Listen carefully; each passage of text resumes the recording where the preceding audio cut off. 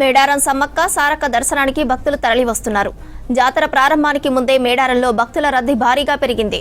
తెలుగు రాష్ట్రాలతో పాటు ఇతర రాష్ట్రాల నుంచి భక్తులు వనదేవతల దర్శనానికి క్యూ కడుతున్నారు. దీంతో మేడారం పరిసరాల్లో సందడి నెలకొంది. భక్తులు అమ్మవారికి నిలువెత్తు బంగారం సమర్పిస్తున్నారు, కోడె మొక్కులు చెల్లించుకుంటున్నారు. ఇక మరో 3 రోజుల్లో ఈ నెల 28న జాతర ప్రారంభం కానుంది. 28 నుంచి 31 వరకు జాతర జరగనుంది. జాతరలో భద్రతకు సంబంధించి ఆధునిక టెక్నాలజీ వినియోగిస్తున్నారు. మేడారంలో కమాండ్ కంట్రోల్ రూమ్ ఏర్పాటు చేసి ఎప్పటికప్పుడు పరిస్థితిని సమీక్షిస్తున్నారు పోలీసు అధికారులు. మేడారం సమ్మక్క సారక్క దర్శనానికి భక్తులు తరలి వస్తున్నారు. జాతర ప్రారంభానికి ముందే మేడారంలో భక్తుల రద్దీ భారీగా పెరిగింది. తెలుగు రాష్ట్రాలతో పాటు ఇతర రాష్ట్రాల నుంచి భక్తులు వనదేవతల దర్శనానికి క్యూ కడుతున్నారు. దీంతో మేడారం పరిసరాల్లో సందడి నెలకొంది. భక్తులు అమ్మవారికి నిలువెత్తు బంగారం సమర్పిస్తున్నారు, కోడె మొక్కులు చెల్లించుకుంటున్నారు. ఇక మరో 3 రోజుల్లో ఈ నెల 28 నుంచి జాతర ప్రారంభం కానుంది.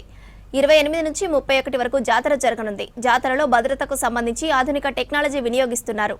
మేడారంలో కమాండ్ కంట్రోల్ రూమ్ ఏర్పాటు చేసి ఎప్పటికప్పుడు పరిస్థితిని సమీక్షిస్తున్నారు పోలీసు అధికారులు.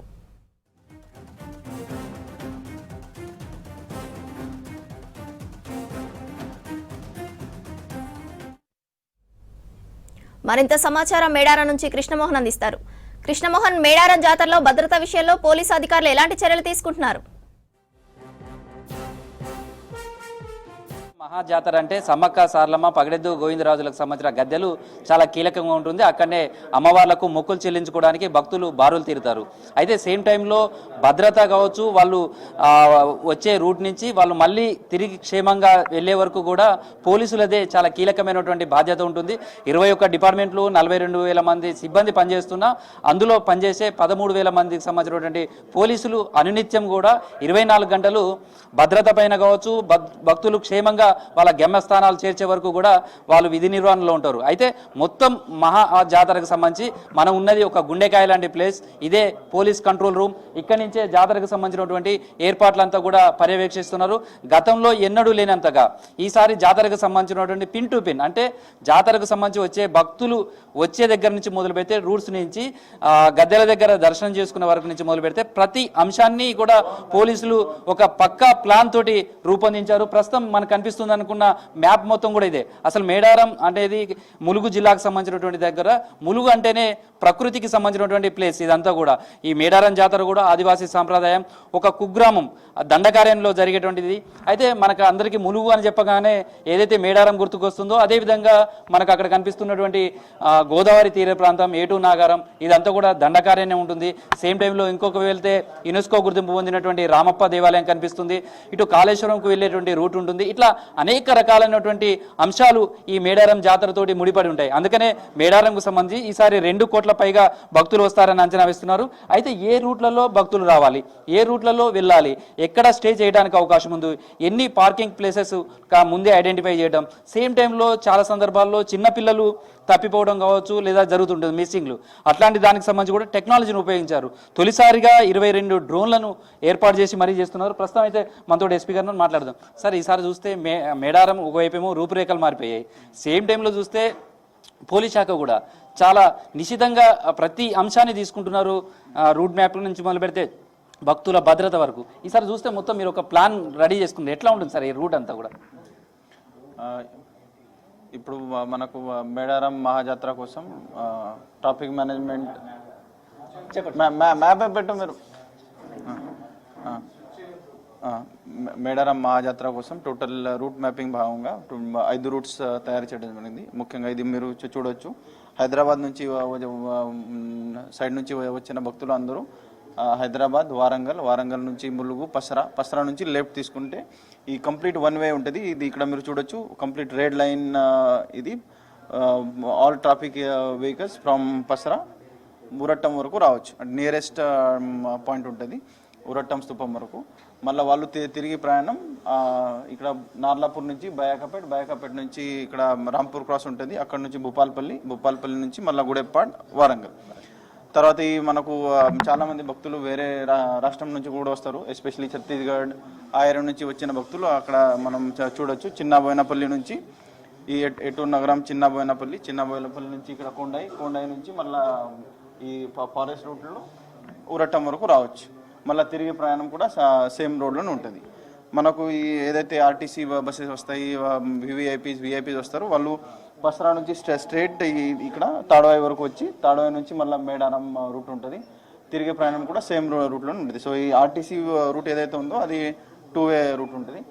దీంతో పాటు మనకు మహారాష్ట్ర సైడ్ నుంచి కూడా చాలా మంది భక్తులు వస్తారు. సో మహారాష్ట్ర నుంచి వచ్చిన భక్తులందరూ ఇటు సైడ్ కాటారం ఉంటుంది. కాటారం నుంచి వాళ్ళు కాటారం, పెగడపల్లి నుంచి కాలువపల్లి నుంచి ఉరట్టం, ఈ ఏరియాలో కూడా వాళ్ళు అంటే అట్లా టోటల్ 5 రూట్స్ ఉన్నాయి. రిటర్న్ రూట్ కూడా వాళ్ళకి సేమ్ ఉంటుంది. సో అంటే ఈ రూట్స్లలో చూస్తే మనకు పసరా నుంచి వచ్చాడంటే ప్రైవేట్ వెహికల్స్ కావచ్చు, ప్రైవేట్ వెహికల్స్ అంతా కూడా ఈ రూట్లో వస్తాయి. మీకు రెడ్ లైన్లో కనిపిస్తుంది. మేడారం కోర్ ఏరియా కూడా మొత్తం రెడ్ లైన్లో ఉంది. అసలు ఇక్కడే చాలా క్రౌడ్ ఉంటుంది. ట్రాఫిక్ జామ్ అవ్వడం కూడా ఘట్టమ దగ్గర నుంచి వస్తే పసరా నుంచి వచ్చే రూట్లోనే నాలాపూర్ వైపే.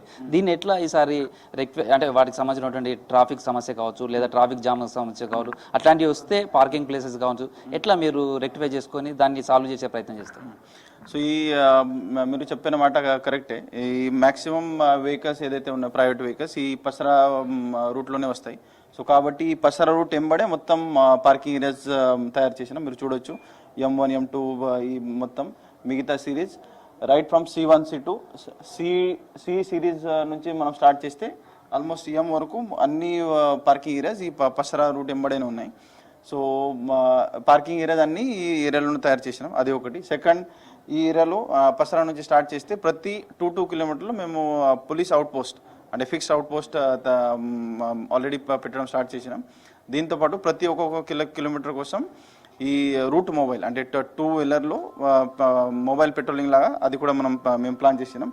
ఈ రోడ్ ఎంబడి మొత్తం ఈ సీసీటీవీ కెమెరాస్ కూడా పెట్టినాం. ప్లస్ ఈసారి మాకు అడ్వాన్స్ డ్రోన్స్ వచ్చినాయి కాబట్టి పసరా నుంచి ఇటు సైడ్ ఒక డ్రోన్ కెమెరా, నార్లాపూర్ నుంచి ఇంకొక డ్రోన్ కెమెరా.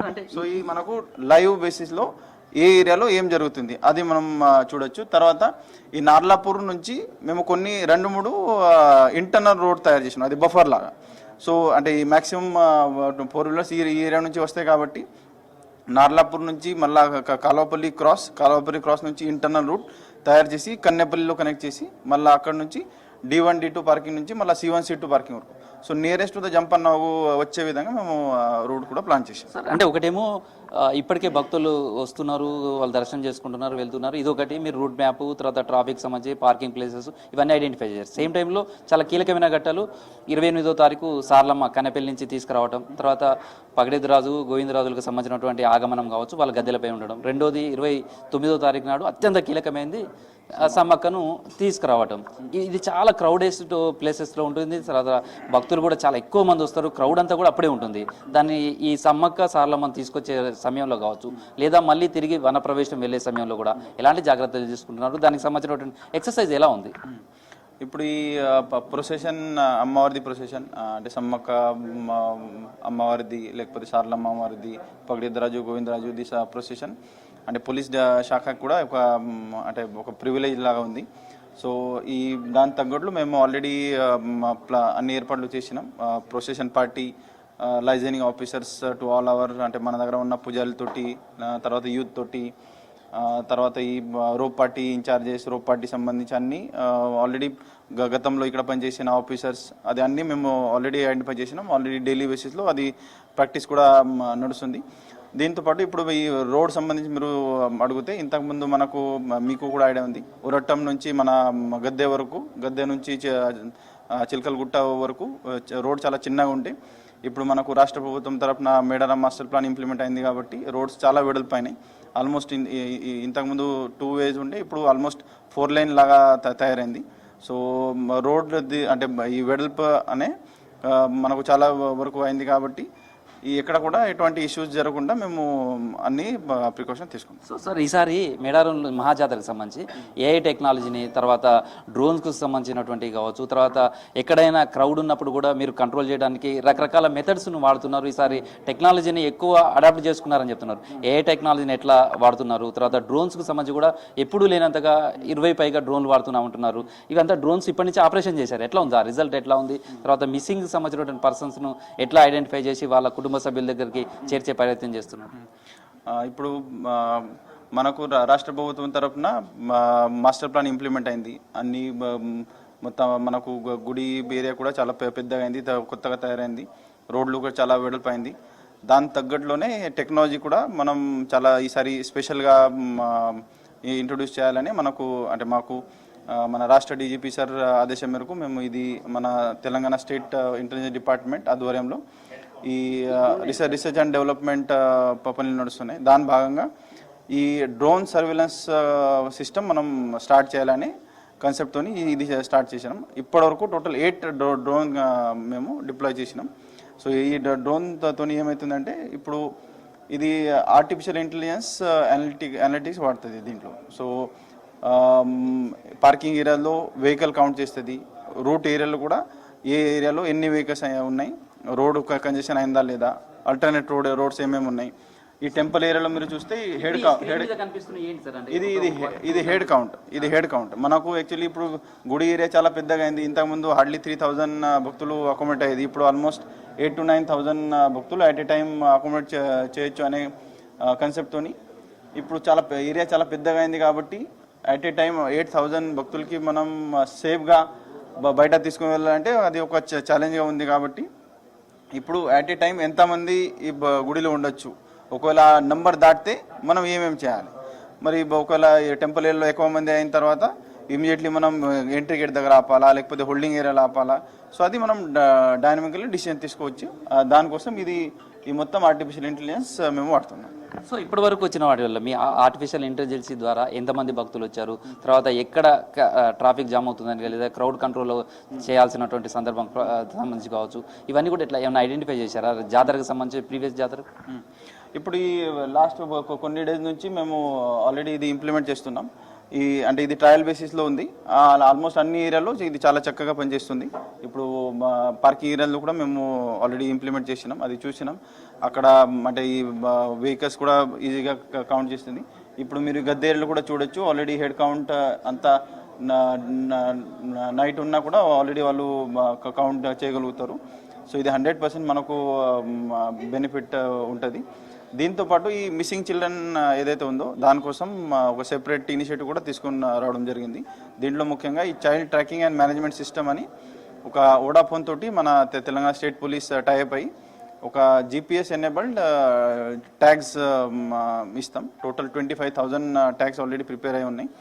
ఈ మన స్టేట్లో మొత్తం 11 ప్లేసెస్, కొన్ని బస్ స్టాండ్స్ ఉన్నాయి, కొన్ని రైల్వే స్టేషన్స్ ఉన్నాయి. ఎస్పెషల్లీ కాజీపేట రైల్వే స్టేషన్ కానీ మన వరంగల్ బస్ స్టాండ్, ఏటూరు నగరం, కాటారాం, హైదరాబాద్ నుంచి 2-3 ప్లేసెస్, కరీంనగర్, అట్లా ఆల్మోస్ట్ 11 బస్ స్టాండ్లో ఈ ఫ్యామిలీ తోటి వచ్చిన చిన్న పిల్లలు ఉన్న లేకపోతే ఈ వృద్ధులు ఉంటారు. సో వాళ్ళ డీటెయిల్స్ అక్కడే తీసుకొని అంటే బేసికలీ వాళ్ళ పేరెంట్ డీటెయిల్స్, తర్వాత మొబైల్ డీటెయిల్స్, అడ్రస్ అట్లాంటి తీసుకొని అది వాళ్ళకి బ్యాండ్ ఇస్తాం. అది బ్యాండ్ వేసుకొని వాళ్ళు ఇక్కడ వస్తారు జాతరలో. ఒకవేళ జాతరలో తప్పిపోతే జస్ట్ ఆ బ్యాండ్లో క్యూఆర్ కోడ్ ఉంటుంది. ఆ క్యూఆర్ కోడ్లో మనం స్కాన్ చేస్తే ఇమీడియట్లీ అన్ని డీటెయిల్స్ వస్తాయి. అంటే మనం ఈజీగా వాళ్ళ ఏదైతే రిలేటివ్స్ ఉన్నారో వాళ్ళకి మనం కాల్ చేయొచ్చు, కాంటాక్ట్ చేయొచ్చు.